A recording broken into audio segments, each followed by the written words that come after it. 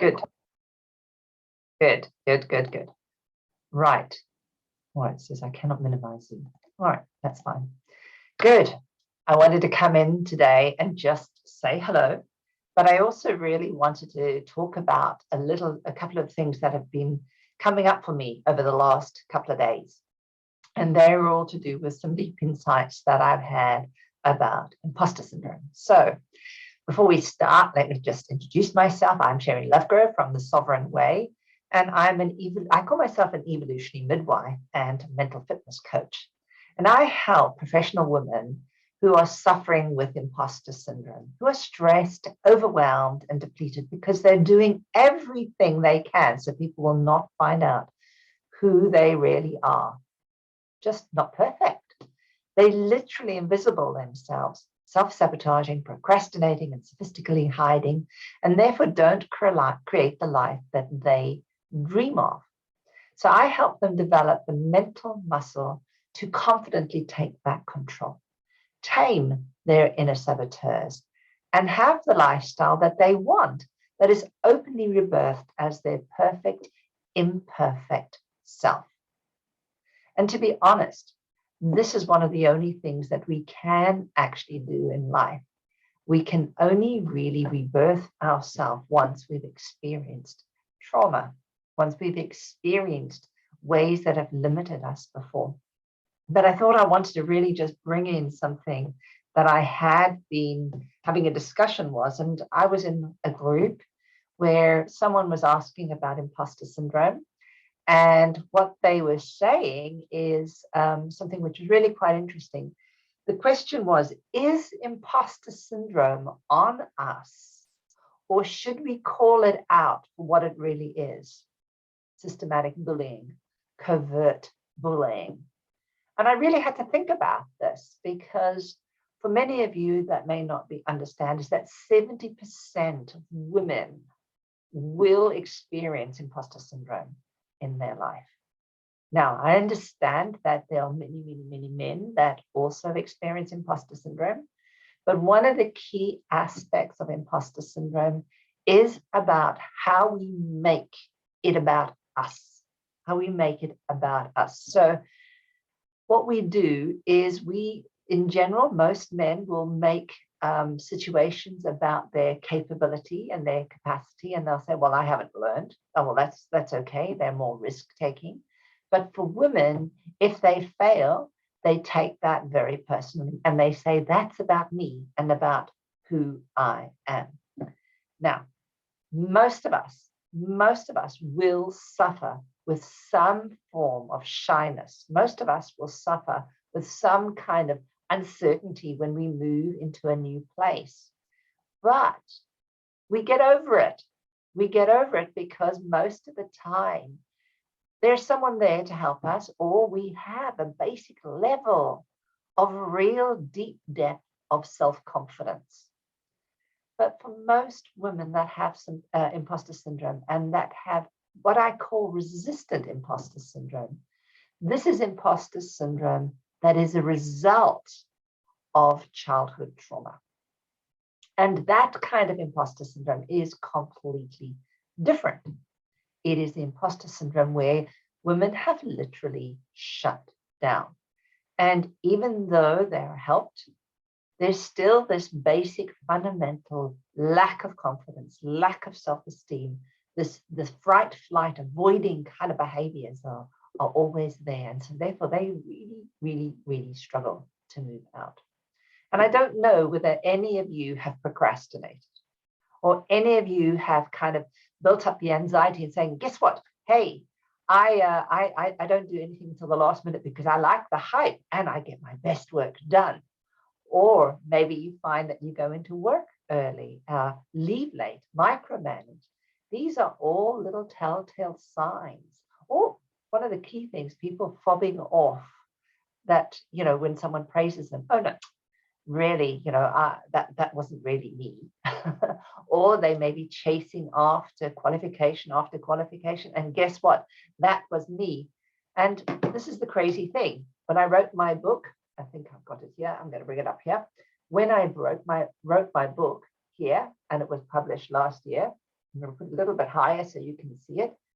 This is much slower than my, actually the Zoom. But when I wrote my book, it was the first time I really noticed and realized what imposter syndrome was. So bringing me back to the topic, and I really would love it if you could let me know any comments that come up, because when this person asked me about should we really look at it in a sense, is it really a fault of the person that they have imposter syndrome, or is it to do with the culture? Is it to do with the fact that there are so many stereotypical kinds of behaviors that make imposter syndrome happen? And I would really love to know what your opinion is, because it was such a lovely question when I got asked that question. And I think it's a kind of a little bit of both, but most of the time, we do put it on the person with imposter syndrome. We kind of say, pull your socks up. You know, you shouldn't be suffering that. Go and get sorted. Go and see a therapist. Go and have some coaching. Well, yeah, I don't mind. If you want to come and have some coaching, that's good. But we lay it on the person rather than looking at the society or looking at the cultural norm of what's existing in a business as such. And so that question really surprised me, and I was very, very interested in it. And yeah, so I would love to know what your feeling is. But one of the things that really I don't want to deny, that yes, resistant imposter syndrome absolutely exists. It is a place where someone has been systematically, it's almost complex PTSD, complex post-traumatic stress disorder. And in post-traumatic stress disorder, it is about having this hypervigilance, having flashbacks, having always being remembered of past memories. It's where a memory is encoded and it creates like a glitch in the brain. Yeah, so maybe an easier way of saying it. But what happens in that time is that you keep recreating that trauma. You keep reliving that trauma. And the problem is that if you can't interrupt it, you physically, mentally wear your brain down. So the stress, the overwhelm, the wanting to hide is always keeping you in that hypervigilant state. And so at that point, it's very hard. There's no energy. The muscle is depleted. The brain is depleted. And so therefore, with the best will in the world, you're not going to shift and change until you build that energy. And I actually think that complex PTSD can lead to something like fibromyalgia of the brain, all right? Or ME of the brain. Literally, there are not enough energy cells to actually make the functioning work well. So you don't think right. You don't think right, and you can't make decisions right, and you can't look at things right in a way that will allow you to see the bigger truth that you're wonderful. You have a right to exist. You are here for a purpose, all of these things. And yet, so very often, we can't feel that because, hey, the muscles, the brain muscle, the mental, we have a mental malware. Our mental muscle isn't working. So what do? We've got to build it. We've got to build it so that we can create a place where you can reach calm and where that part of you is able to come forth so that you can hear the truth of who you are and why you're here. And each day, as you do those kinds of exercises that build your mental muscle, you will find that you will become more strong. You'll become more resilient. You'll become stronger, and you will be more productive. You will be more productive and you will be happier. Now, I say that happiness is how a powerful or purposeful woman interrupts negative experiences and installs new experiences super successfully. That is my mnemonic that I came up with what happiness means to me. And absolutely, if you don't have your mind working correctly, you are going to struggle. So it really doesn't matter what's going on. If your mind isn't working, for whatever reason, you are not going to be happy. But if you bring your mind into a place of peace, you will be able to manage any of the difficulties you experience, even illnesses, even separations, even disasters that happen to you. So, yes, I just really wanted to ask that question. And, yes, someone's just talked here. Hello, Sheila. Well, often we don't recognize the mental malware is running as a subroutine in our head. Yes, thank you. Unless the trauma is obvious. Absolutely. Thank you, Sheila. Thank you, thank you, thank you. I'm so glad that you put that down there because it's the absolute truth.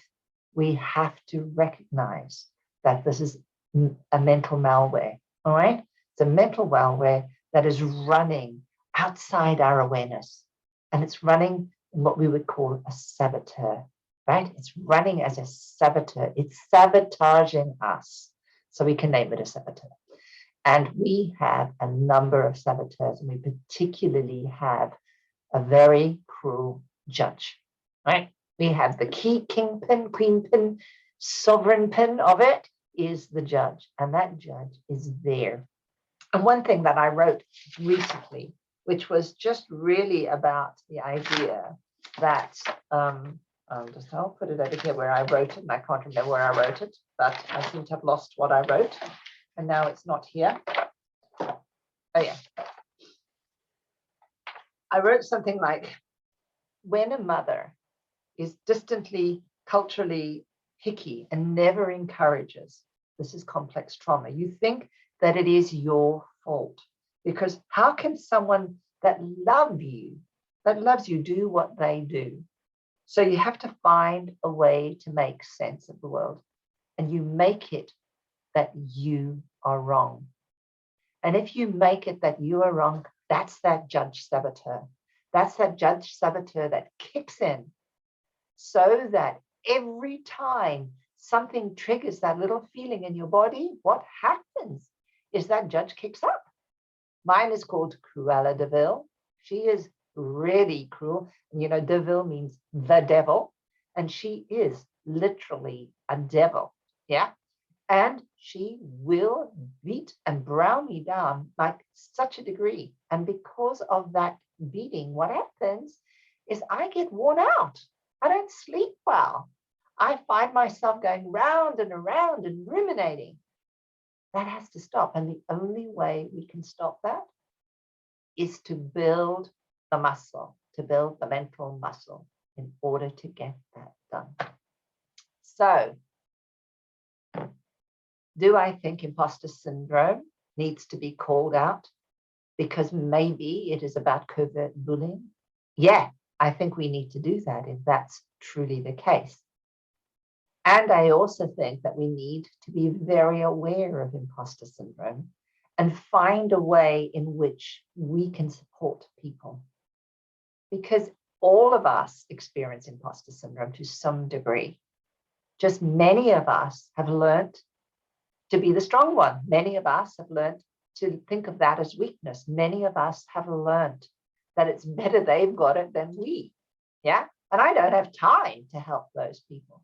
But if we look at it as what it is, the fact that we don't do that as a culture is because we are in our saboteurs.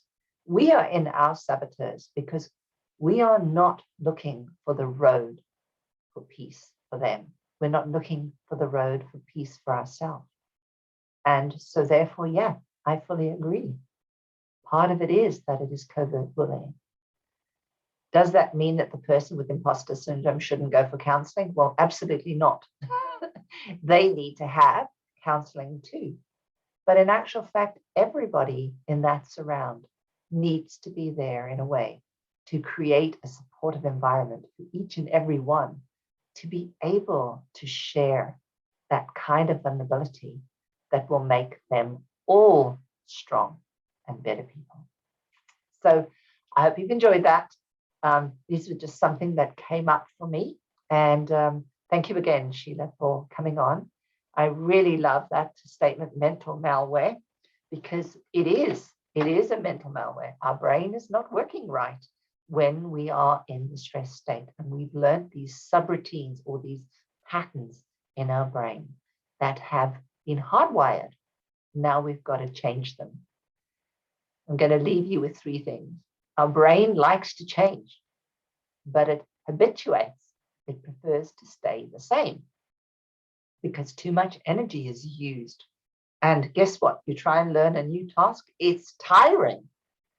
So our brain likes to get into patterns. It likes the subroutines so it can kind of go for all the nice stuff. Yeah. But also, when our heart and our mind are not connected, then we're always going to be in the saboteur road unless we can constantly shift, stop, and go into a new path.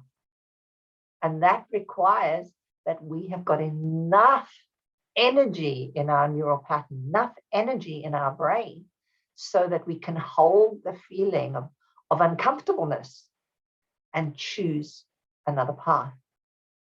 And the third one is our brain believes what it sees. So if it believes what it sees, it may be seeing something that's not true.